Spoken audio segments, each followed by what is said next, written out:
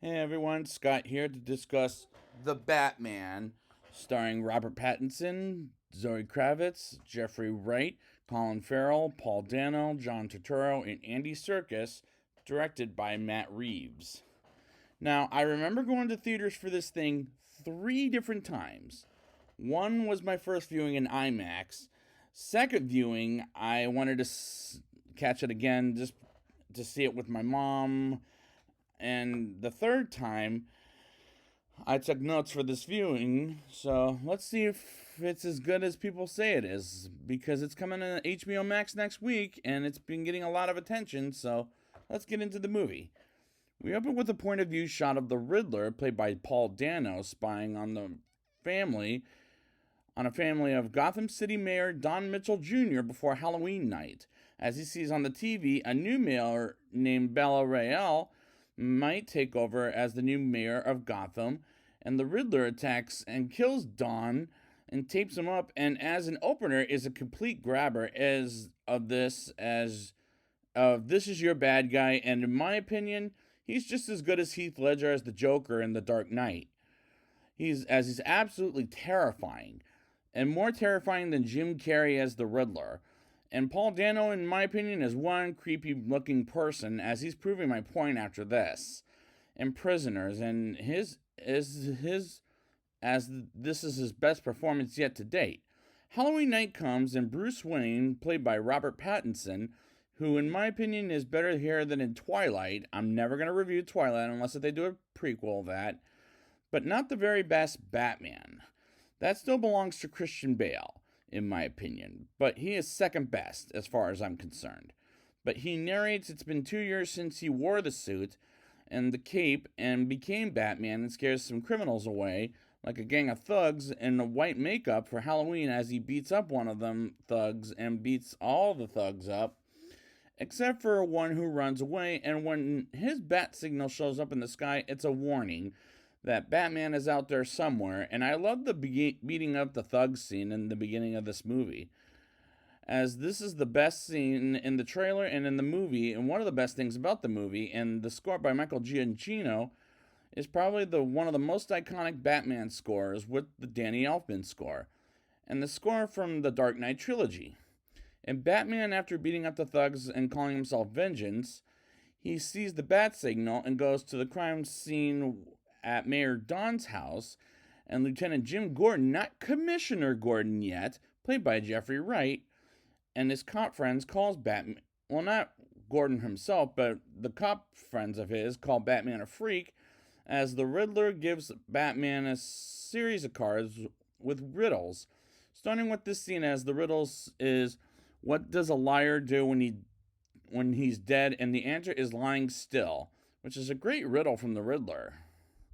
Batman sees Mayor Don's son as he's staring at Batman, and the song, and that was in the trailers and is in this movie, and it's a great song in the trailers and in the movie, and it may be the best song in the entire Batman series. And the scenes in the first 20 minutes are very well shot, as this movie is well made. When Batman unmasks himself as Bruce Wayne, I swear to God, I thought Robert Pattinson looked as pale as he was in Twilight, which are not great films in my opinion, as he got COVID while filming this movie. Bruce's butler, Alfred Pennyworth, played by Andy Serkis this time, worries for Bruce as he tells him off by saying he's not his father, as we'll get a story of his parents later in the film that I didn't realize at all, while another butler named Dory, whom I don't remember from any of the other movies in the comic books, as it was a little unnecessary, sure, to add a new character in the universe that wasn't in the comic books.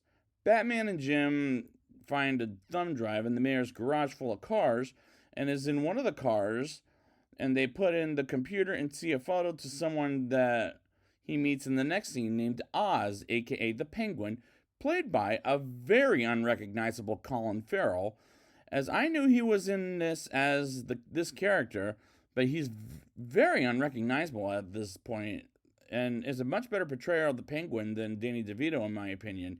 Hell, my mother didn't even recognize him at all for this whole frickin' film. While looking at some photos at the Ice Club, Batman meets Selina Kyle, played by Zoe Kravitz, aka daughter of Lenny Kravitz, as she's the second best Catwoman, but the very best is Michelle Pfeiffer, in my opinion. And Batman follows the cat burglar and spies on her like a creep as her girlfriend and roommate Annika is worried about the mayor's death and follows Selina once again at the mayor's house and have a brief fight as she tries to get Annika's passport so she can leave Gotham with Selina. As Batman catches her and wants to talk with Annika about the death of the mayor, but as they get back to her apartment, Annika is missing. And we'll learn what happens to her later in the film as director Matt Reeves pulls off realism like Christopher Nolan did in The Dark Knight, as some of this felt very realistic. Batman and Selina see on the TV that the Riddler torturing Commissioner Pete Savage, and his next Carter riddle is to find a rat in a maze. And next thing you know, Batman puts an eye contact in Selina's eye, which always freaked me out because I have a phobia of eyeballs in general. But he does it to see who goes to the club, and Batman sees off-duty cops, including District Attorney Gil Colson, in half his office, and Selina talks with Gil about the rat and Salvatore Moroni case, and she goes after a woman who knew Annika has been kidnapped and sees Carmine Falcone, played by John Turturro, who's kind of menacing, but whenever I see John Turturro in a movie, I always think of him as a comedic actor, despite he's done dramatic work for sure.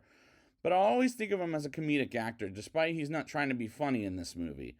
While Selina runs to the ladies' room and takes off the contact, and Gil follows her out to offer her a ride, but she declines as the Riddler is in the car and captures him. And this first hour is like The Dark Knight is a tremendous first hour.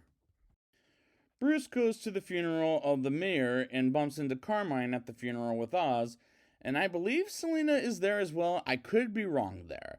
As Carmine tells Bruce his father Thomas saved his life, as Bruce believes it was a Hippocratic oath, and walks in and is encountered by Bella Rael, the upcoming mayor, to talk with him about doing more for the city, as the Riddler is there and crashes a car into the church. And a car comes in when Gil in it with a bomb on him, as well as a ringing cell phone. And later that night, as they try to get SWAT in the church, but Batman shows up and grabs the card for the Batman as he answers the phone, as it's a FaceTime phone with the camera on it, as the Riddler plays a game with Gil of 3 riddles in 2 minutes for his viewers, as riddle number 1 has the answer of justice, as riddle number 2, what is the price for it, is his blind eye, and he's talking about bribes. And the last riddle is about the Moroni case, as Gil explodes and dies and Batman is knocked out. And he wakes up, one of the cops tries to unmask him, and this movie is very frightening and very dark, as this is the hardest PG-13 rating I've seen in a movie. Even in a Batman movie, Jim tells Batman to punch him in the face as he finds out who a cop from forensics named Kenzie is, as he's a corrupt, and Batman does punch him in the face, and I'm talking about Jim, by the way, and gets out while flying and crashing, which was very good acting of fear by Robert Pattinson. Batman and Jim find the Penguin to talk with him, while Selina busts in to grab some money and finds Annika's dead body at the crime scene, as Batman goes after the Penguin and have an intense, prolonged chase sequence that isn't as good as the Bat Pod scene in The Dark Knight, and as Batman and Jim ask the Penguin questions about a rat with wings, which is a bat, and everybody's performance is the greatest, but not the best like The Dark Knight, in my opinion, as Batman gets a website as he's talking to the Riddler, which is a real website, in which I can't remember the name of it for the life of me, but that's a cool trick, though, to put in a movie and in life. Batman and Jim go to an abandoned building where a projector plays Thomas Wayne's speech of being mayor back in the day, as they learn Bruce Wayne is next on the list, as Batman takes off and tries to call Alfred, but Dory grabs the phone and tells Bruce he's been blown up an hour ago. And as Alfred is in the hospital lying unconscious, and Bruce discovers the latest Riddler trap, as he learns Selina needs to talk with Batman as they meet on the roof. And as they do, Batman learns Carmine Falcone is Selina's father, and how her mother got murdered by Falcone, and she asks for help by Batman to find Kenzie, but Batman somewhat agrees as Bruce watches footage of Gotham's founding families of the Waynes and the Arkhams, and as Martha is insane, being said by some reporter. And Bruce goes to the club to see Carmine, and Carmine tells Bruce the truth of how he got his parents killed back in the day. And more importantly, why. And Alfred lied about it all these years to protect Bruce from the truth, and all this is intense and absolutely phenomenally made and acted in story told by director Matt Reeves.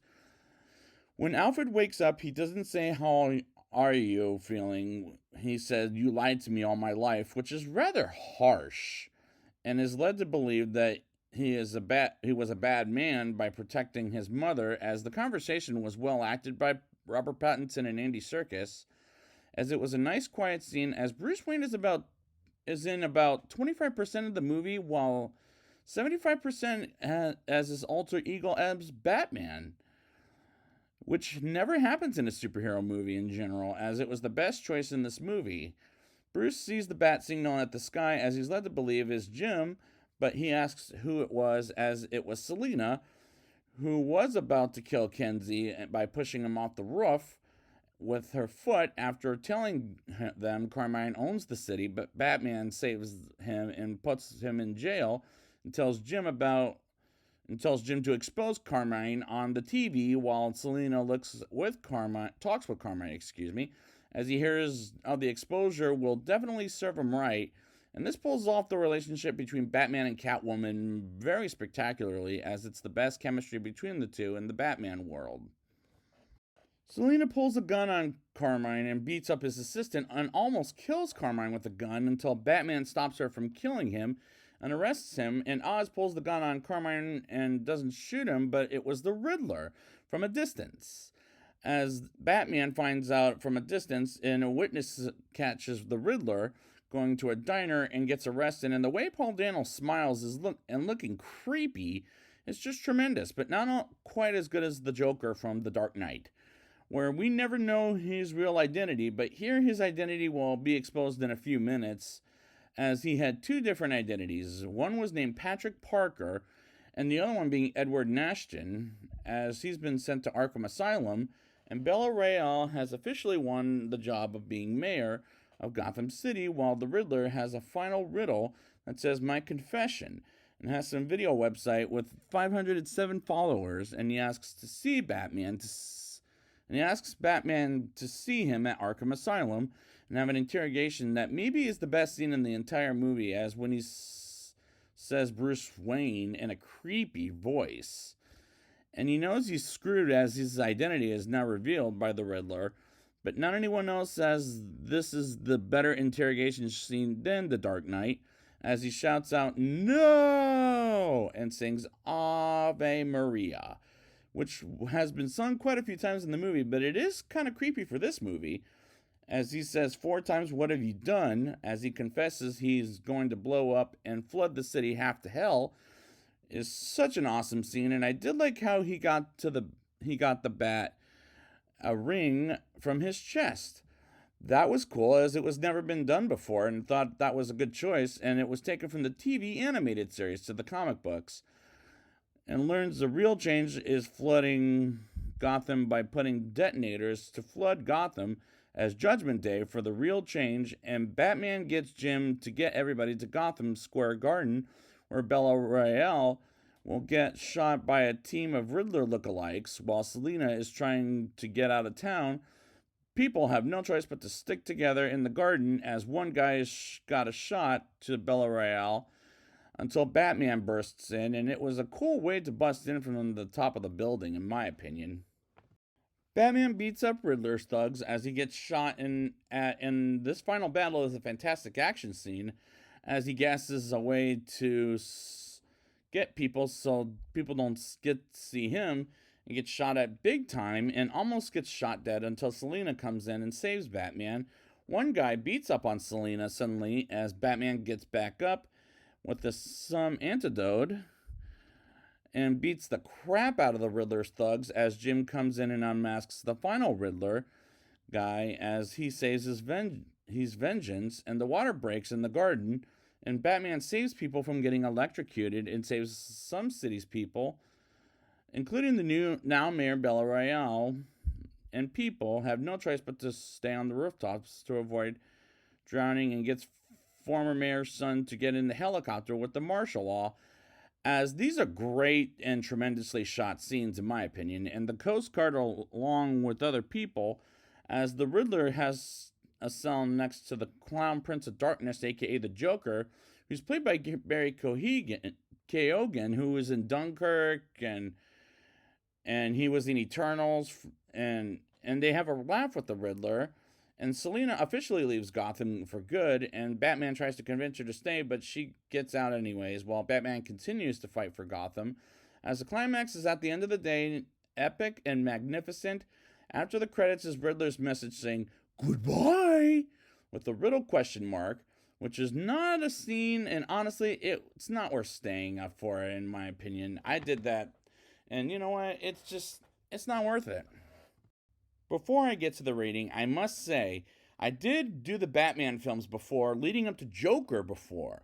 This was back in 2019, I think. Yeah, that sounds familiar. 2019. And in case if you don't know, and I did the Dark Knight trilogy when I did the Christopher Nolan series. So in case if you're wondering where's the other reviews, then they're somewhere in either 2019 or by the time when Dunkirk came out. I forget which one it was, but let's get into the rating. I'll give this movie a 8.7 out of 10. Not quite as good as The Dark Knight, but this is second best, as the acting is great with some great scenes and the same amount of intense as The Dark Knight, but not with the Joker, but with the Riddler, despite he makes an appearance at the end of as a cameo. The movie is well shot and most definitely well made, as much as The Dark Knight, as this is one of the great Batman movies, as it's absolutely a good time, but not as fun, feel-good movie kind of way. Paul Dano's The Riddler is much better than Jim Carrey's take on it. Like, the Penguin with Colin Farrell being very unrecognizable is much better than Danny DeVito. But second best, Batman and Catwoman, as their chemistry works tremendously, as this is a must-see overall. And in case you don't know who my best Batman is Christian Bale, and the best Catwoman would be Michelle Pfeiffer. So I'd like to thank you guys for joining me coming back with me to the Cape Crusaders fighting Gotham City Knight. And until then, I'm Batman.